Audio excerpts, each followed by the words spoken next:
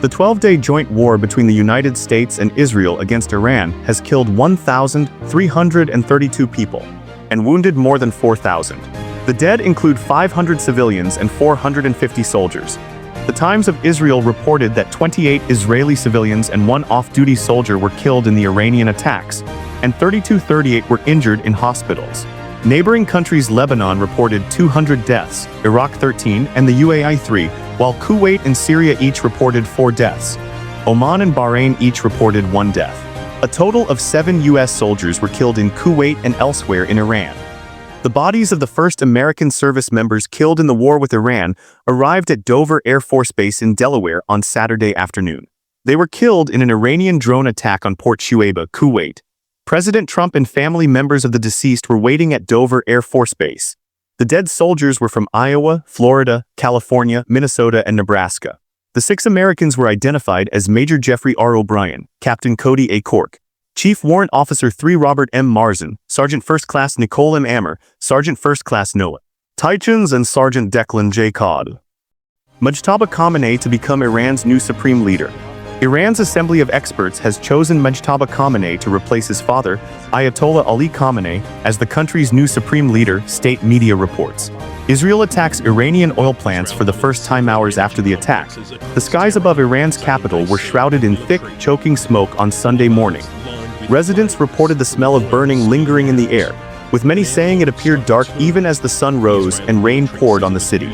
Fars news agency reported that Saturday's strikes hit 4 oil storage facilities and an oil production transfer center in Tehran and Alborz. 4 tanker drivers in the center were also killed. IRGC Air Force headquarters hit in new wave of strikes, IDF says. In its latest update, the Israel Defense Forces says the headquarters of the IRGC Air Force, which served as the main command and control center to direct Iran's air operations, has been struck.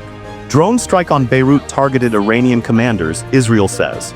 In central Beirut, Lebanese police were conducting investigations today inside the Ramada Hotel, which was hit by an Israeli drone strike overnight.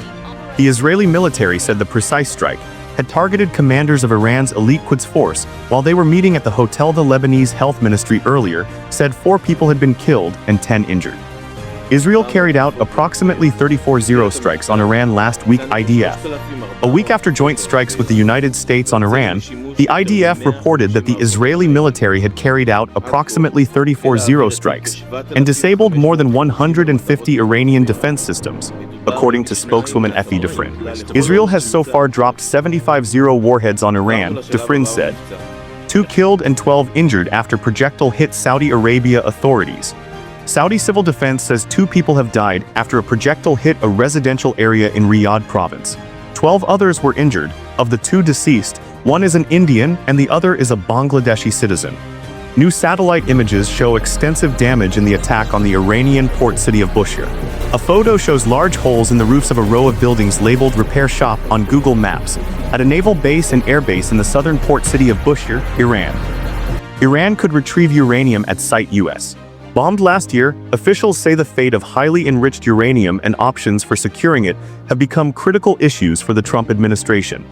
State Department said to order diplomats in Saudi Arabia to leave. The ordered departure of U.S. employees in the kingdom indicates that senior diplomats are bracing for a possible surge in violence in the war with Iran, officials say.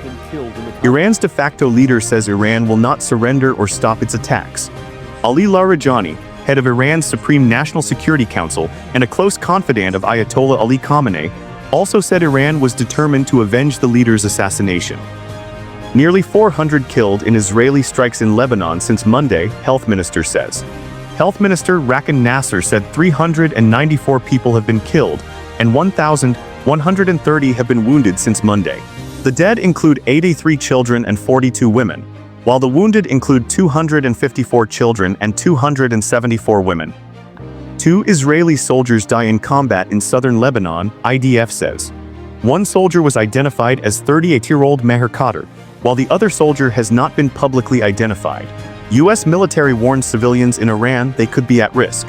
U.S. Central Command issued a safety warning urging civilians in Iran to stay in their homes, accusing the Iranian government of conducting military operations from heavily populated areas.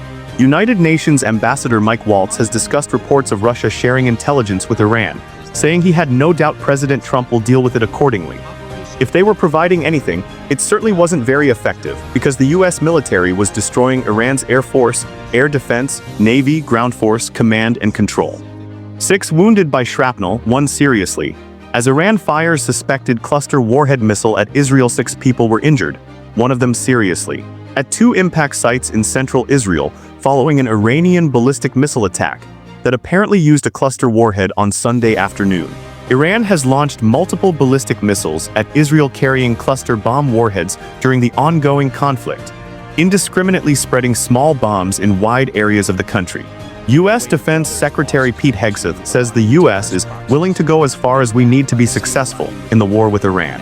Hegseth says the U.S. is fighting to win, and Donald Trump will set the terms of Iran's surrender. Hegseth says Iran war will be different than conflicts in Iraq and Afghanistan. A New York Police Department officer died Friday from a medical episode while serving in Kuwait as part of Operation Epic Fury. The NYPD identified the officer as Sorfli Davius, a major in the 42nd Infantry Division in the U.S. Army National Guard. Iranian missiles cannot reach U.S. soil, says Iran's foreign minister. Arakshi told a news conference that President Trump was wrong when he said Iran already had missiles capable of hitting Europe and our bases and will do so soon. He added that while Iran has the capability to build missiles, they are deliberately limited to a range of 200 kilometers. We don't want to be seen as a threat to anyone in the world, Arakshi added. Iran's aggression continues in neighboring countries. An attack targeted fuel storage facilities at Kuwait's airport and high-rise buildings, causing fires. In Bahrain, an Iranian drone damaged a water treatment plant. The Iranian military claimed to have carried out an attack on a U.S. base in Dubai. An attack on diplomatic quarters in Riyadh, Saudi Arabia, was foiled and the drones were shot down. Sri Lanka court orders sailors' bodies be handed to Iranian embassy. Iran's new supreme leader safe but injured, president's son says. 4 people injured after 2 Iranian drones fall near Dubai airport. Lebanese prime minister said that 570 people have been killed and 1,444 wounded in the country since the start of the war with Iran. 3 cargo vessel has been hit by an unknown projectile in the Strait of Hormuz, resulting in a fire on board, the UK Maritime Trade Operations Centre said today. 2 ships were attacked this morning in the Strait of Hormuz, while another was hit in the Persian Gulf, a British monitoring agency said. The US military said it had destroyed 16 Iranian ships that had laid mines in the Strait of Hormuz. Israel's military said this morning that it had begun a wide-scale wave of strikes targeting regime infrastructure across Iran. Iran continues its strikes across the region, including in Saudi Arabia, the UAE, and Kuwait. Drone attacks near Dubai airport, 4 injured after drone crashes.